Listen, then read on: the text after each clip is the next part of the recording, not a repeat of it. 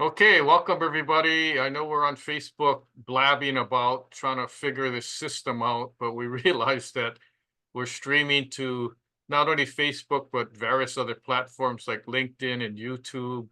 And then also people are live on our Zoom platform. So we got all these different things going, and I'm glad you guys could join us.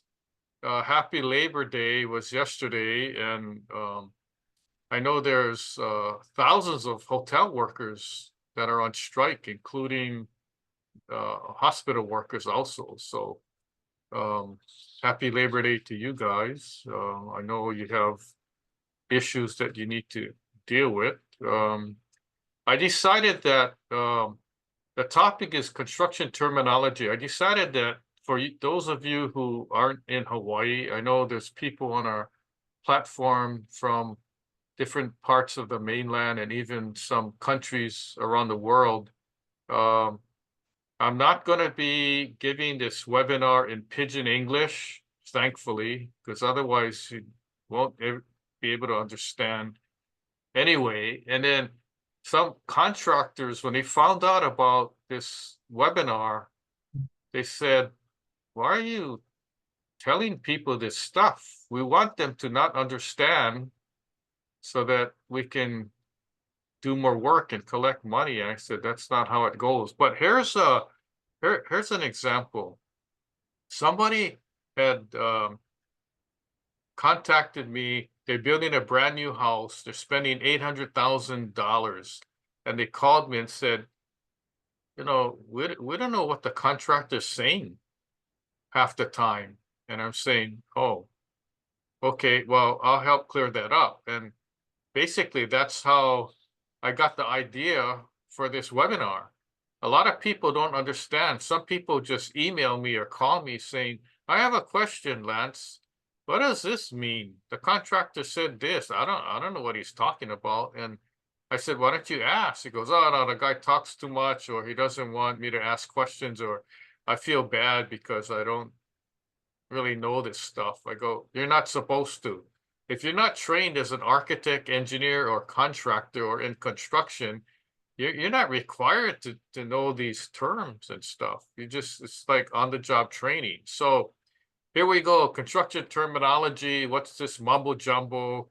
Um, Here's a little commercial. This webinar is presented by Construction Management Inspection. I changed the title on the top from two-time best-selling author to three-time, and I'll tell you why. You probably can guess. If you look at the image on the top, I'm wearing a three-piece suit next to this Caucasian guy. That guy is Jack Canfield, the Chicken Soup for the Soul guy, and that's the book that hit bestseller status just like last week or the week before.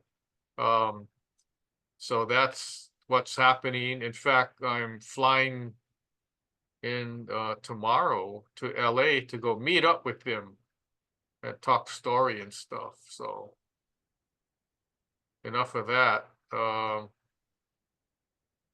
This webinar is presented also by the National Building Expert. It's part of the Ask the Building Expert webinar series.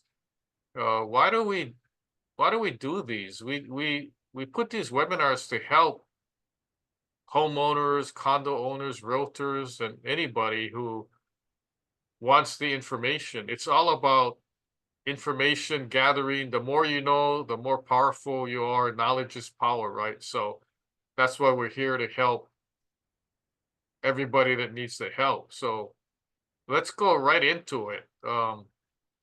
Let's talk about exterior terms. You have a balustrade. Well, what the heck is that? Sounds like some kind of thing off an Italian menu or something. But balustrade is a railing supported by balusters, often found on railings, staircases, or balconies. And the in-between things are also called pickets. Now, you heard of like the white picket fence. Pickets are vertical slats or bars in a fence or railing that are evenly spaced, sometimes they're not, that provide support and decoration. So if you look at a railing, it could also be the intermediate rails are also called pickets. So the balustrade could be pickets also. I'm just going to breeze through. Facade, the front or face of a building. I think I took this photo on my trip to Italy or somewhere. Anyway, I forgot where it was. So that's a facade. If anybody says it's a facade of a building, that's the front or face. If you go to Disneyland, there's a lot of facades, and then in the back, there's nothing, right? It's just the front. Um, roofing. Roofing is a material, as you know, construction used to cover the top of a building. You know, that's roofing. Now, roofing could be uh, a verb or it could be a noun, but it's used in different ways, right? We'll talk more about that later. How about siding? I mean, it's pretty obvious, the siding of a house, right? Protective material attached to the exterior of a building wall. The siding in old Hawaii, the siding used to be single wall construction, TNG. What's TNG? Tongue and groove. The sections of wood slotted and fit together. And then there's also siding called stucco siding or EIFS. What does that stand for? Exterior Insulation Finish System, or just EIF, Exterior Insulation Finish, or EIS, Exterior Insulation System. If you go around and look at the new buildings, hotels, restaurants and all that, looks like stucco. It's actually synthetic concrete. So the definition is exterior wall covering includes insulation and then the finished surface. Usually it's more energy efficient because there's numerous layers. If you look at the image on the bottom and the bottom right, there's a little rectangle section that shows the different layers of this stucco. So we just call it stucco. If you want to get fancy, you could call it EFIS or EIFS or exterior insulation finish system.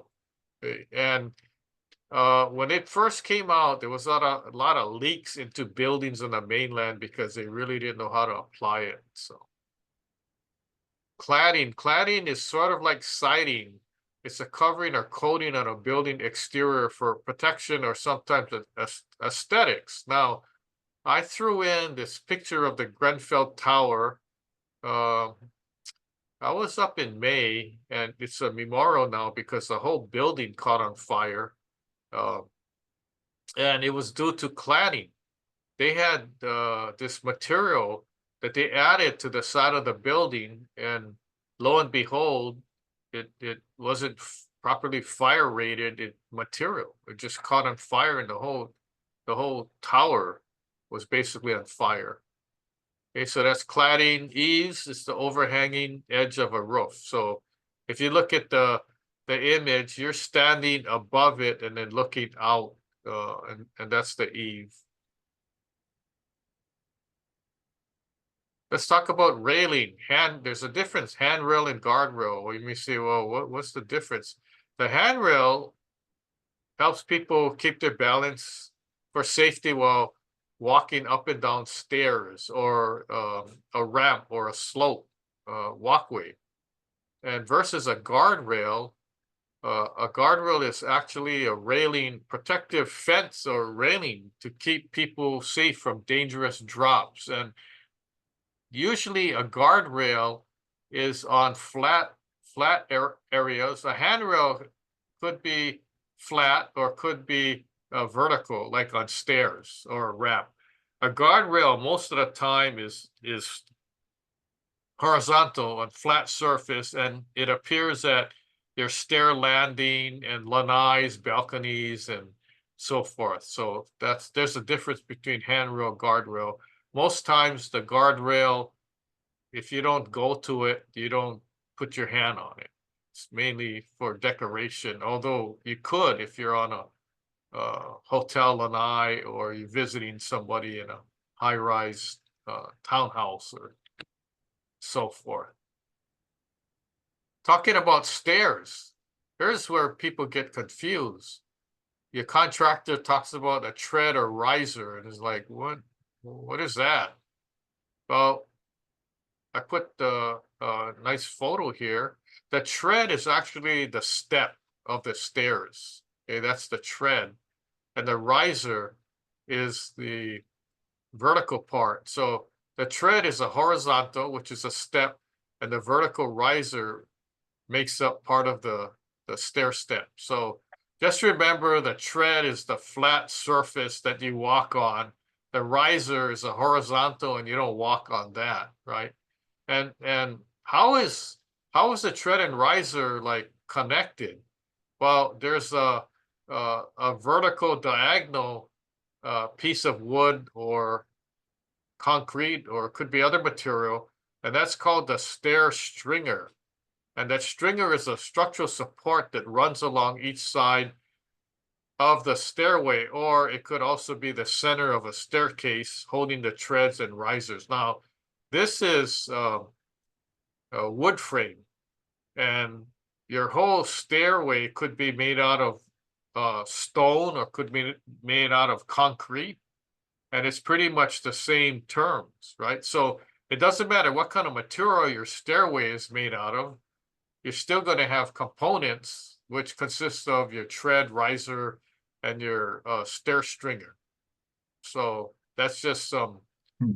information to help you. Oh, let me go backtrack. A lot of times when the construction is not done correctly, your tread and riser dimensions are different.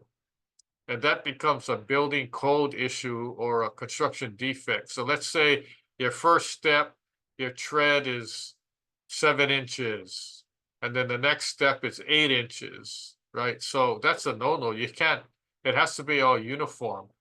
The riser height too. The riser height could be 11 inches, then the next step could be 8 inches. That's not to code, because it has to be all even. Someone could easily trip and fall, either going up or walking down. Okay. Crown molding. Why is it a crown? Because it's at the top. So the molding is a decorative trim where the wall meets the ceiling. Now, I didn't even know what crown molding was, because in Hawaii, we don't have too much of that unless it's really expensive houses. I learned about it when I had to go to the mainland and take tests for inspection certification. That's how we figured out what it was. So that's crown molding. You also have other molding, which if the molding is at the base of the floor, that's your baseboard. It could be base molding or baseboard. If it's the middle, in like a dining room, they call that your chair rail, and what that is when you're putting your chairs against the wall, it doesn't make big holes in the wall. Okay, everybody heard the term drywall. What is drywall? Drywall is actually panels made of gypsum used to create walls and ceilings. So in the old days, everything was made out of wood, right? Your log cabin houses made out of logs, and later on they decide to mill the logs into wood. So you have 2x4, and you have your plywood siding. And the houses were built like that, all wood. Then later on, drywall was invented, and said, "Wow, okay, let's use drywall. So we'll make the house walls and ceilings out of drywall. It's easy to work with." And I'll let you know later on down the presentation more about the drywall finishes. There's different types of drywall finishes. What's a stud? Well, somebody like Martin, he works out, and but in the construction term, the stud is a vertical framing in walls. It could be, the material could be wood, it could be metal, it could be concrete, but normally if it's concrete, it's called a column. So the stud is a vertical framing members in the walls, and then that's what you attach your drywall to. A joist is a horizontal support beam, and it holds up floor and ceiling. So if you look at the picture of all those pieces of wood, that's called a joist. Now, um, most times it's called the floor joist. If it's up at the roof, it could be uh, the framing joist of your roof frame, but it's horizontal. The vertical ones or the angle ones are called rafters. So don't get too confused.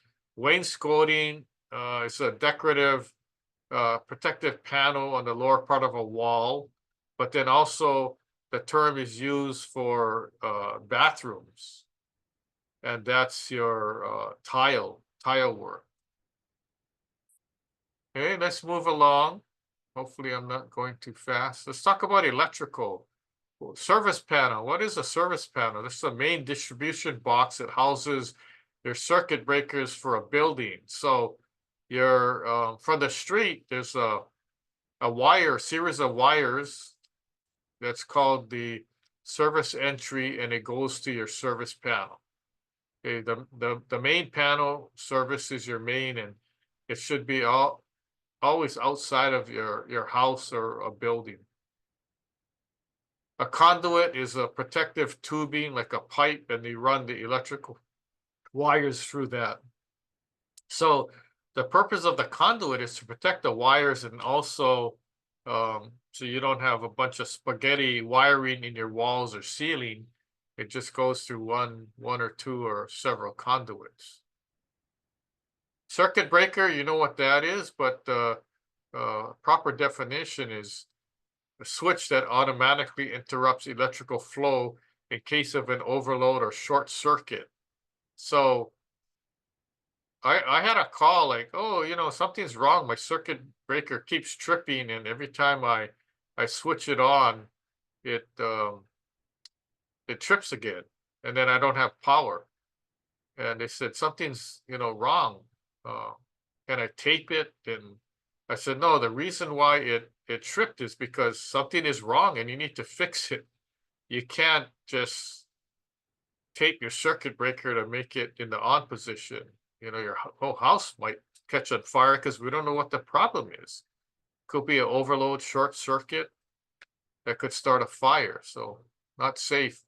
GFCI or GFI is safety devices.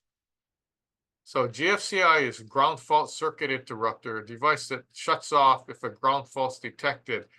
That's required by code to be anywhere, if you have outlets within 6 feet of a water source, such as your kitchen sink, bathroom sink, garage, anywhere where you can get water, swimming pool, right? So there's a test and a reset button. And it's fairly cheap, but it's a safety device, so you should use it. Even in old houses, you might consider putting that in. Amps and volts, ampere and voltage, units of measurement for electrical current. Electrical current is the amps, and electrical potential is the voltage. I'm not going to get too technical in that. What you need to know is just call an electrician if you have problems. Don't try and fix it yourself. Moving on to plumbing, where we got water flow. There's a shut-off valve, a valve used to stop the flow of water in a plumbing system. In a single-family house, there should be a shut-off valve somewhere between your water meter and your house. If your house is super old, you might not have a shut-off valve, and the valve used to shut the water off would be inside your water meter, which is basically owned by Board of Water Supply, and you can't touch it. A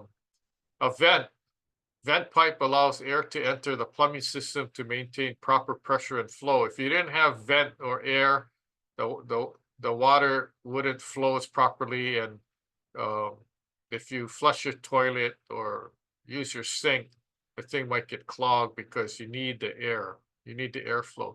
By the way, these terms are any of the terms that I mentioned in this webinar apply to anywhere in the US and even the world. It's pretty much the same. Okay, so good stuff. Sink drain pipe, there's a P trap, S trap, other traps, but it's the traps are to prevent sewer gases from entering your house or the building. And the reason why it's called P, because it looks like the letter P, or the S looks like a letter S. A backflow preventer is a device that stops contaminated water from flowing back into the clean water supply. Now, if you live in a condo building and you don't have a backflow preventer, you should add one. A lot of older buildings that are redoing their wastewater piping, the city Board of Water Supply is requiring the installation of a backflow preventer, so there's no grandfathering in. You have to do it, otherwise you won't get your permit. Engineering terms, structural analysis. Well, it's an assessment of a structure's ability to withstand loads. Now, a structural analysis could be reviewing plans before the building's built. It could be inspecting the building during construction. It could be an analysis after the building's built to determine whether the building was built properly, or later on, years later, if the building suffers from some failures, that's another structural analysis. Okay, retaining wall. That's pretty easy. A wall built to hold back soil or rock from a building or land area. And your retaining wall could be made out of anything, any kind of material, block, tile, rocks, right? Wood, reinforced concrete. So all kind of different materials. Some more engineering. Reinforced concrete is basically concrete strengthened with embedded steel bars or mesh. So the steel bars, it's called reinforced bar, and the short term is rebar. So when you think of rebar, that's those metal bars that are used. Now, sometimes in driveways, like single family house, it may be overkill to use rebar in your walkway and driveway, so they use mesh, which is welded wire fabric, they call it. And then foundation, the base that supports and anchors a building. So sometimes foundation or footing could be used interchangeably, but it all depends, right? Let's talk about other terms that don't have to do with building components. Scope of work. What is that? So when the contractor says, what do you want us to do, right? We're going to make a scope of work. Well, basically, it's a detailed description of the work to be performed under a contract. When I say detailed, it should be detailed. So let's say you're building a house or having a addition made. There should be a scope of work that's pretty lengthy. It shouldn't be one sentence. We will build additional bedroom for you, and here's the cost. Okay, you want to know what the various components are. Okay, I'll talk about that a little later. It's interesting, and you'll know. What's a bid? Well, you go to an auction, and if you like, the item being auctioned, you raise your hand. You're usually holding a piece of paper with a number. And Martin and his wife used to go on a lot of cruises, and sometimes in these cruises they have these art auctions, and then you like a piece of painting. Here's number 24, blah blah blah. The starting bid is $1,000, and then Martin raises his hand, 1,500. So that's different. That's an auction bid. Okay, that's bidding. This bid in construction is basically a proposal to perform construction work at a specified price. So sometimes the word bid and the word proposal is used pretty much in a similar fashion, but I'll talk more about it later, and I'll clear that up. A change order, what's that? Any change to the original contract. So it's a document that modifies the original contract agreement. Now, there's a caveat. There could be numerous change orders, but make sure it's in writing. The verbal ones don't cut it.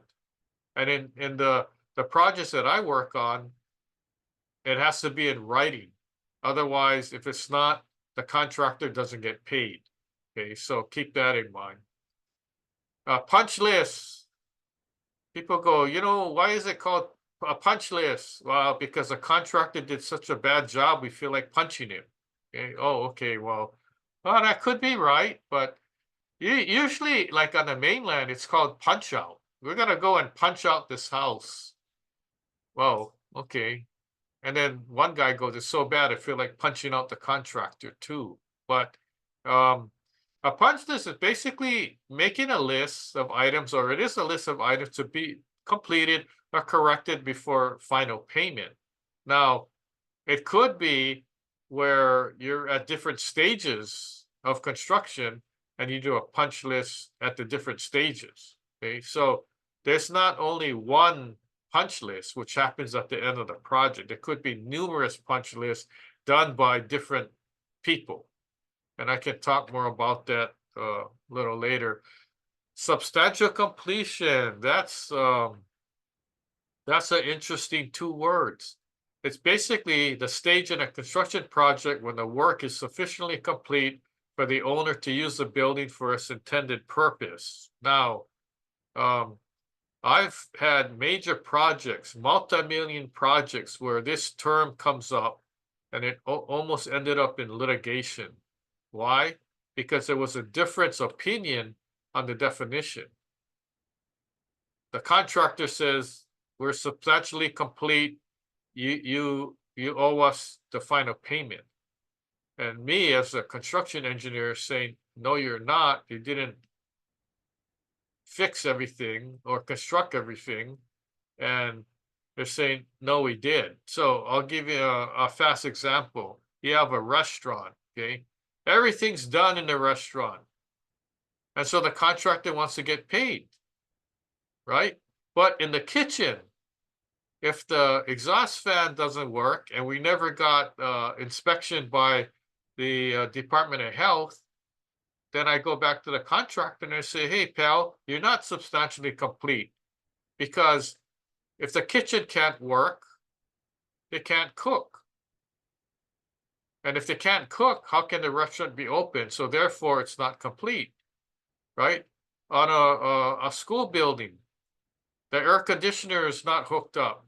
Well, although you're finished with everything inside and the classrooms look really nice, we can't open the school because you can't have kids sitting in class without air conditioning. Well, that's in the old days you could, but not today, not unless you have good trade winds. So there's a difference. Flashing, let's talk about roofing. Flashing could be on a roof or could be part of a wall. Material used in roofing and walls to prevent water from seeping into joints and seams. So you could have what's called your roof to wall flashing. Okay, that's the roof to wall, and you could have a wall to wall flashing. And so there's different ways to use the flash. Okay, here's my favorite, 2x4 lumber. What's a 2x4? That's a piece of lumber, right? Could be a stud like Martin. Well, that's fine. The 2x4 refers to lumber, refers to wood with a nominal size of 2 inches by 4 inches, typically used in framing. Okay, that's a 2x4. But did you know that the dimensions of the lumber today is not 2x4? They go, well, why did they call it 2x4? Well, in the old days, okay, it was 2x4. It was actually 2 inches by 4 inches. So there's what's called a nominal versus actual size. The difference between the labeled size and the true size of materials like lumber or pipes. But in this example, we're talking about lumber. So in the old days, it was actually a 2x4.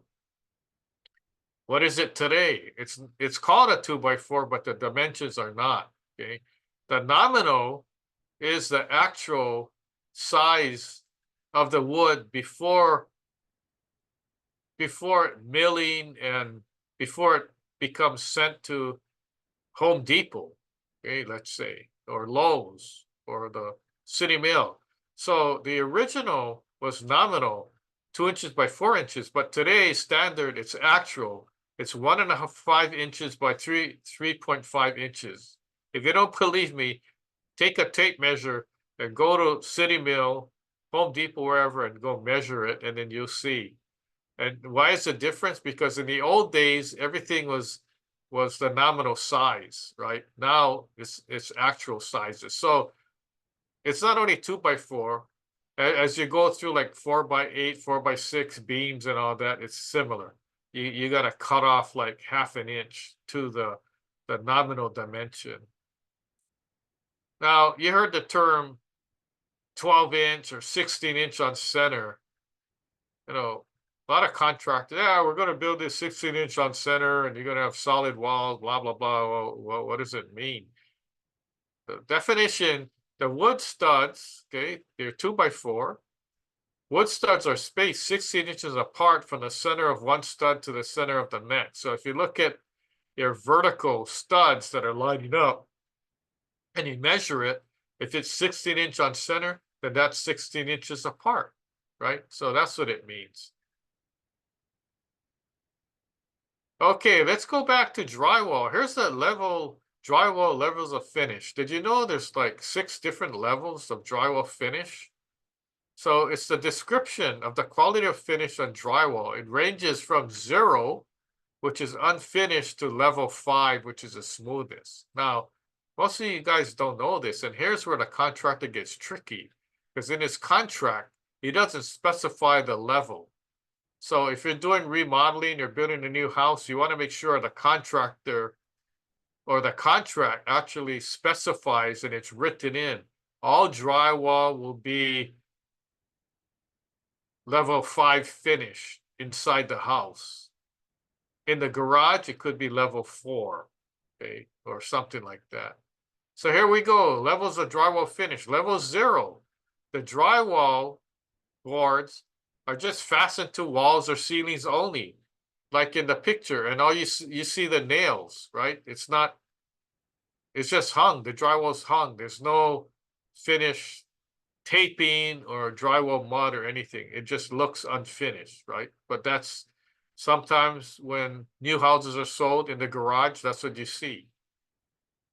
Level 1, drywall joint tape is embedded in the joint compound at the seam. So you have the drywall sections together, and now you're covering the seams up. And that's level 1. Is it really finished? No, it's not. It's not finished to paint, but it's the level of drywall finish, level 1. All right, what's level 2? Oh, you apply a thin coat of joint compound and it's skimmed over the tape and screw holes. Okay, so now you have this. Is it a level to paint? No, it's not. You know why? Because there's a thin layer that is not sanded. So level 3, a second coat of joint compound is applied to the tape and screws. Now it looks smooth, right? So that's a level 3. Most contractors say that it's level 3 and ready to paint.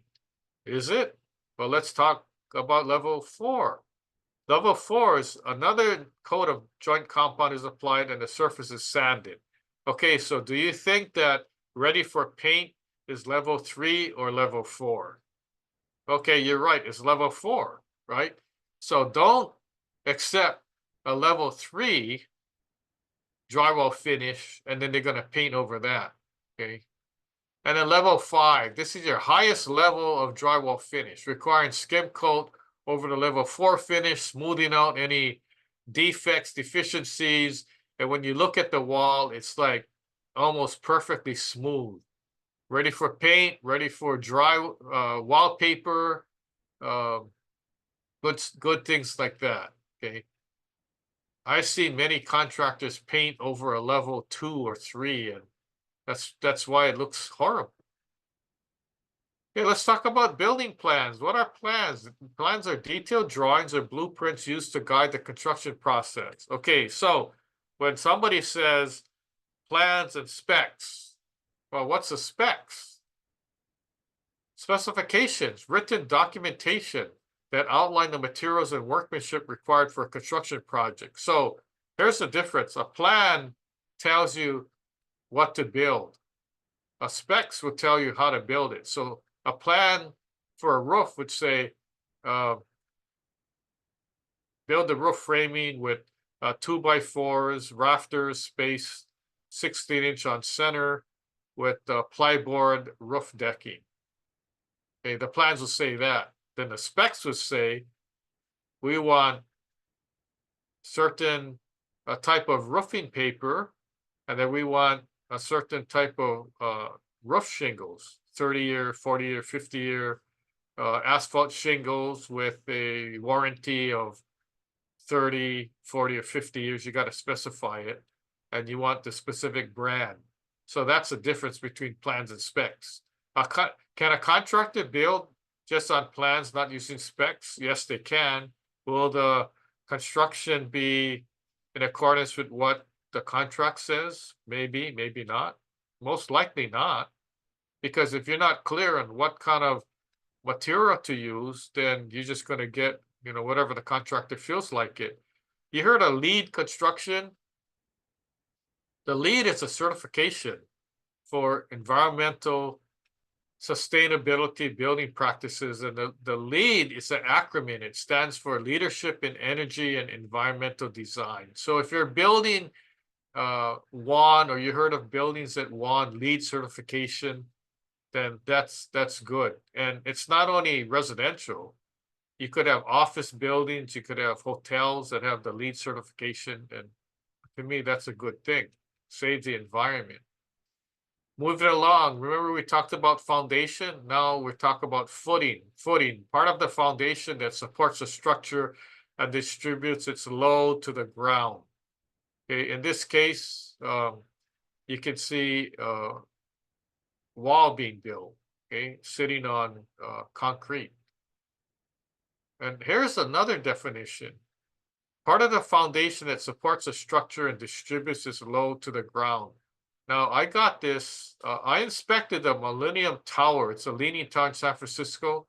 And they use friction piles. So if you look at the image here, the friction pile is on the right.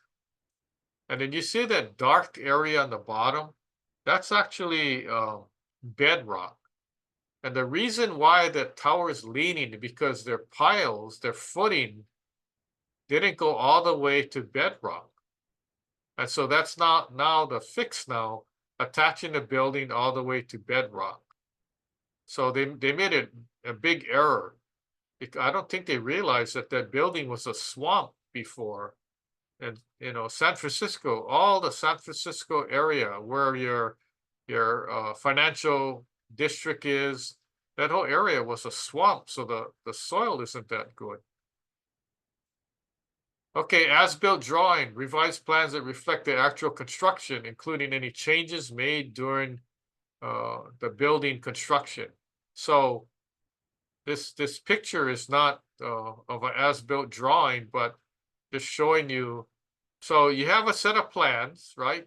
That's how the building is going to be built. But if they change things, walls, windows, the location of electrical or plumbing, that's shown on the original plans, the as-built drawings correct that. So in other words, the as-built drawing is the supposedly actual drawing of how the construction was at the end of the project. The real story, not the original plans. But believe it or not, I've seen some as-built drawings that were incorrect. Okay, so that's a heads up. RFP, requests for proposals. It's a document inviting contractors to submit proposals for a project, including cost estimate and plan. So when I go out to bid on my projects, I put together an RFP, request for proposals, and it could be 1 page, it could be 20 pages. Okay? It all depends on the type of project it is. And basically it says, dear contractor, you're invited to bid on this project, and here's a description of the project. And then if you want to include building plans, if you have it, fine. If you want to include photos or other caveats, things like that, then that's the time to do so. Procurement policy, procedures for acquiring goods and services for a construction project. Okay. Mostly this applies to government construction projects. DOE, or take, for instance, the Honolulu Rail. That's a procurement project where they have to follow strict guidelines. That's why there's so much red tape. There's a to-do list to follow, and you got to follow everything to the T. How about this? Contractor versus licensed contractor. What's the difference, right? The difference is a contractor is a person or company that undertakes a contract for construction, while a licensed contractor is one that has formal certification and passed tests to get licensed to do and perform specific work. Okay, now there's a difference between a general contractor versus not a general contractor, which would be a subcontractor, specialty contractor. Building code, regulations that specify the standards for construction, insurance, safety, and compliance. Now, there's not one building code. There's over 20 building codes. So a lot of times I get asked on construction defect litigation cases, the client says, did the contractor follow the code? And I say, I don't know. And they go, I thought you're any expert. I said, yes, let me clear this up. The reason I don't know is what code are we looking at? What code was a contractor supposed to follow? Was he supposed to follow the IRC, International Residential Code, or the IBC, International Building Code? And what about other codes, such as electrical, plumbing, mechanical? And then they go, oh, wow, this thing is complicated. And I said, yeah. So when you ask me a question like that, I can't answer it. I have to get more information. And then also, what code, right? If the building was built in 2010, did the code during that time apply? We don't know for sure, right? The code changes every 3 years. So what was the code? If a building is built today, 2024, I guarantee you that they're not following the 2024 building code. They're following the previous building code, because that's at the time they drew their plans, that was the code that was prevalent at the time, not when they're building, the property or the building. Payment application, formal request for payment for completed work, typically submitted by contractors, right? So in smaller jobs, like you're doing a house renovation, building a house, the payment application is a formal term. The contractor would just say it's an invoice. I'm going to send you an invoice or a bill. I'll send you a bill. So learn construction jargon, build your expertise. Let me go through this thing. Some of these are repetitive slides. So we have our askbuildingexpert.now.site website. I'm just going to go through this fast. So we have all these expert sites. So we have 50 different websites that Martin and I built for each thing: roofing, contractor licensing, building code, fire, life safety, painting. So go check it out on our website. We have our blogs too. We have all of our webinars that we've given in the past recorded. You can watch. We have free books. If you guys like to read, we got books on a lot of different subjects, and they're available free. Just go to our website. So you got questions, we got the answers. So I know there's questions. I got a bunch that came in too while I was talking. So let's open it up now. Martin, any questions on Zoom or social media? And then after that, if we have time, I'll go and talk about the other Sure. questions that came in. Sure. Well, we've got a few that have come in here. Let me ask you a couple of them here. The first one here is Lance. Could you provide an example from your extensive experience where understanding specific construction terminologies, such as punch list or change order, significantly impacted the outcome of a project? Yeah, sure. Let me okay, good. Thanks. So for instance, a punch list. So there was a misunderstanding between the contractor and the homeowner. Okay, and the misunderstanding was the contractor said that make your punch list, we're finished. And after that was done, the contractor finished everything on the list, and then the homeowner had another punch list. And I got called in after by the homeowner saying, "Can you help me? I need an expert because the contractor's telling me I only had opportunity to do one punch list." And so we had a meeting, and I told the contractor straight out, "Listen, I don't care what your contract says or anything. The homeowner has a right to do multiple punch lists. So if you finish one list and there's more stuff that was discovered, that's another punch list." And he said, "No, no, they can only do one." And I said, where's the law that says that?" Of course, there's no law that says that, right? And in the contract, in the actual documentation, it says um, the homeowner will do one punch list at the end of the project, and the contractor will repair what's needed and talk about things that maybe are on the punch list, but not the contractor's responsibility. So it got to the point where it was so ridiculous. I ended up having to do my own punch list. And the contractor wasn't too happy because I had 50 items on the list. And he wanted to meet. I said, "Oh, let's go and meet." So we went down and looked at each thing. "Oh, there's a nick in the drywall. Oh, that's no big deal. Can't even see it." I said, "Hey, bro, this is a new house. There shouldn't be a nick in the drywall. Missing paint. One cabinet door, the hinge is missing 2 screws." I said, "All these are your job, Mr. Contractor. And then, by the way," I said, "if you don't fix all this stuff, I'm not going to authorize the final payment." So what did he have to do? He had to go back and fix all these things. And I said, "Furthermore, I want the architect and engineer to come in and make their own punch list." "Oh, no, that's not in the contract." I said, "I don't care." Right. So that became an issue. Thankfully, the homeowner got everything fixed. But in some cases, things couldn't be fixed because that wasn't the contractor's responsibility, but I have to explain that. So that, as well as a substantial completion uh, study that I told you about on the restaurant, right? Those things could end up, big problems, and the contractor doesn't get paid. The contractor wants to get paid, but I'm the gatekeeper. I'm like, until you fix this, you're not going to get paid.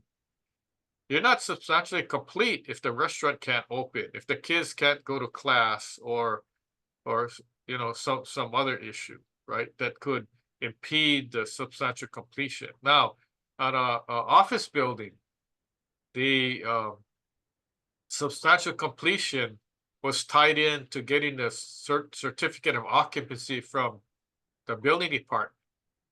And so the contractor says, "I'm done. You inspected it. You signed off." I said, "Yes, I did. But you're still not going to get paid. You're going to get paid when you deliver to me the substantial completion certificate from the building department." And needless to say, he was not happy. But I said, "Read your contract. I'm the one that put that clause in. Because although you're finished, we can't open the doors and let people occupy if we don't get the building department to give us a certificate of occupancy. And that's a special certificate that allows you to open the door and let people in your building. And you know who signs off on that? The fire department, the building department, and all that. So although the building looks good, we still can't occupy. We get cited. So those are examples of some things that I've been experiencing or experienced in the past. Okay, Lance, well, you just made me think of something about that occupancy certificate. Is that something for all construction buildings, like residential and commercial, or is it more of a commercial thing? And more of a commercial thing. On the mainland, it's both residential and commercial. Here in Hawaii, it's mostly commercial. Okay. Now, instead of like you're building a new house, instead of a formal certificate of occupancy, the building department can just give you a sign off that they inspected it and they closed out the building permit. That's good enough. Oh, okay. All right. Thanks. Let me give you one of the other questions that's come up here, and let's see, what was that? Oh, what is the difference in the terms design, bid, and build versus design, build? Okay, so in the past, everything was design, bid, build. What that means is you have plans drawn by the architect and engineers. The contractor bids on and he builds it. So that's the standard. That's the pretty much the normal standard of construction. Even today, that's pretty prevalent. But now they're building commercial buildings, schools, hospitals under the design build method. And what that means is that they're basically designing as they're building. So you have your foundation design, but the rest of the building is not designed. The contractor actually starts working because they got a permit for the foundation, but not a permit for the rest of the building. So that's the difference between design, bid, build, and design, build. In design, build, you don't have the finished plans. And normally on a design, build project, you don't have a separate architect and a separate contractor. They're normally one entity called the design build entity. And it's normally architectural and engineering firm or a big contractor that in their staff, they have architects and engineers and they're one entity. So the term would be a design build contractor. So you could actually hire this design build contractor to build a house, but it kind of doesn't make sense because if you don't design it first, how do you know what the cost is going to be, right? And how do you know it's going to be designed the way you want it? And that's why, like, if I design my house, I want the house to be designed how I want it. I don't want them designing as they're building it, unless I'm there every day and tell them, stop, stop, that's not where I want the windows to go. Okay, So that's the difference. okay. And does, I was just thinking, was the rail a design build project where they didn't really get bids? Well, it was both. It was both because initially they did get bids, but then because the rail was such a huge project, they have to get bids in stages because there's so many different rail stations, and each rail station or one or two or multiple were built by a different contractor, right? So if you look at all the rail stations, not all of them are being built by the same contractor. So there's different phases and they go out to bid for each phase. So Okay. hopefully they all look the same, right? Okay, okay. Well, it sounds like maybe a weakness in the process if they do it that way without good bidding process, but yeah, The whole anyway. project was a weakness in the process. Okay. We get one more question here, and let me see what that one was. Where did that come in? Oh, what are some common misunderstandings or misconceptions you've encountered regarding construction terminologies? And how do you suggest professionals effectively clarify these terms to clients or team members who might not be as familiar with construction jargon? I think they got to watch our webinar here, right? Agreed. And then, you know, ask the contractor, excuse me, you mentioned this term. Can you explain what that means? And just ask the or if you don't want to, if you're too bashful to ask the contractor, call us up, send us an email. We'll be happy to explain it to you, or go look online. I mean, now with Google that's connected to Chat GPT with AI, you can basically, you don't even need me to tell you, right? You could just go look it up and then you understand the definition. So that's, I don't sign the contract or accept work done by the contractor or what the contractor's saying unless you totally understand what the contractor is telling you. Okay, so it building a house and construction costs a lot of money. And so it's not one where if you don't understand, you're like, okay, I'll just accept not knowing, or you think you know the definition, but you don't. You can't do that on large ticket items and building a house or an addition or doing construction. You can't accept not knowing. You have to know, right? That's part of your job. If you're a homeowner or you represent a client, let's say you're a realtor or a consultant, you got to know these things. You can't just like say, I think I know, and then, brush it off, right? So, um, I got other terms that came in. Martin, you want me to go over that?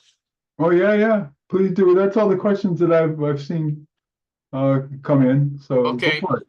I know we don't have much time left, but I'll briefly. So, people have emailed me some terms. So, one is a fence wall. What is a fence wall? Well, you know what a fence is, right? So, a fence is like a fence that could be made of any kind of material, bamboo, wood, uh, concrete. But you could also have a fence wall, which is like a solid wall of concrete. But if it's not retaining, right? It's not retaining anything on either side, then it becomes a fence wall. Uh, turnkey. Turnkey is your house is built turnkey. So in other words, the contractor finishes it and he should give you the key. You turn it, walk in, and everything's done. That's what's that's what the definition of turnkey is. There's nothing else that the contractor needs to do to finish. Okay. Architect of record or engineer of record, that's the architect who actually signed the building plans, okay, or engineer. That would be the architect on record. If there's numerous architects and engineers, such as in Kaka'ako, they got like 10 different engineers and a couple architects. The architect of record is a prime architect, the main architect. Okay. ASTM, it's a acronym for American Society of Testing Materials. That's commonly used as a standard for construction. Now, if the contractor doesn't know what that means, then they're not following the standard, of course. Bid package, we talked about that already. You put things together to obtain a bid, which is building plans, description of what the project is and all that. I talked about RFP, but there's also RFI. As you're going through construction, RFI means request for information. So during the course of construction, the contractor might send a RFI, request for information. I'm building this roof here, but the plans show only the material for the house roof. It doesn't show material for the enclosed patio, which is a flat roof. I don't know what kind of material to use, so the RFI would say, can you give us information in writing as far as what kind of material to use for the flat roof? Okay, best value contractor. That means a contractor that was scrutinized and vetted on not only his price, but his background, his previous projects, his track record. Does he have any complaints with Better Business Bureau and DCCA RICO? So don't only hire the cheapest contractor. You want to hire the best value contractor. Base bid. Base bid is the bid, the total cost of whatever the construction is. That's base bid. And then you could have add-ons to that, right? T&M, time and material. Okay. So time, the labor cost versus the cost of material. Unit cost is either by square footage or by unit of measurement. It could be, okay, the cost to build this one bedroom is X. Okay. And then you could break it down. Schedule of values is you get one base bid. Let's say you're building a house and it's 600,000. Okay, but I want a schedule of values. I want to know what each component the breakdown of each component, such as foundation, framing, roof, plumbing, electrical. I want line items, and you add all those items up, it becomes the amount of your base bid. And when the contractor does that, he gotta show how much profit and overhead he's charging, because otherwise the number won't come out to the base bid number.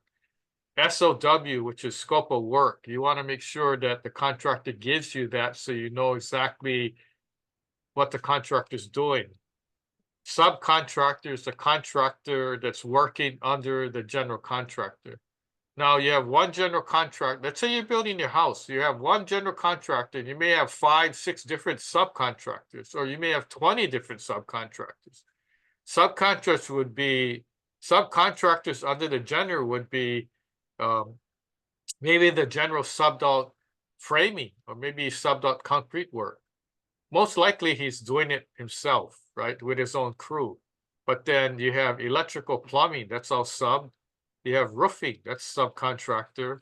You may have other specialty things, right, that would be subcontracted out. Maybe your ceramic tile flooring is subcontracted out. Floor plan. Floor plan is a plan based on a bird's eye view of the building. Okay, that's the floor plan, as opposed to an elevation plan, which is you're standing looking at the front of the house. That's the elevation, right? From floor to roof. That's the elevation. And then the last one is value engineering. Value engineering is a term used basically to save money and the cost of the construction. So if you read news articles, oh, through value engineering, the rail saved $1 million. Well, exactly how did they do that? Did they cut off some of the plans? Did they substitute to more inferior materials? How did they arrive at the savings, right? A lot of times value engineering is a change in the design and the plans, or changing in materials. The homeowner says, it costs too much. We gotta lower the cost. I can't afford to pay that much. Okay, so we have the plans drawn out already. So value engineering would be, you know what? Instead of having this fancy concrete tile roof, we can change it to asphalt shingle. That's value engineering. Okay, you're substituting materials. Other times you can substitute design, right? So it's all good, but the main thing is to know the terms so that you know what you're dealing with.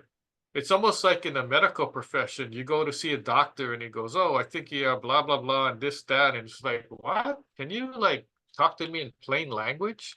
Same thing. So in different trades, construction, engineering, medical field, they all use different terminology. Even like musicians and artists, the average person, they're not into that. That's not what they do. So there's terms that are being used, and it's good to understand it. So the more you know, the better, right? And we're here to help you. So any other last minute things, Martin?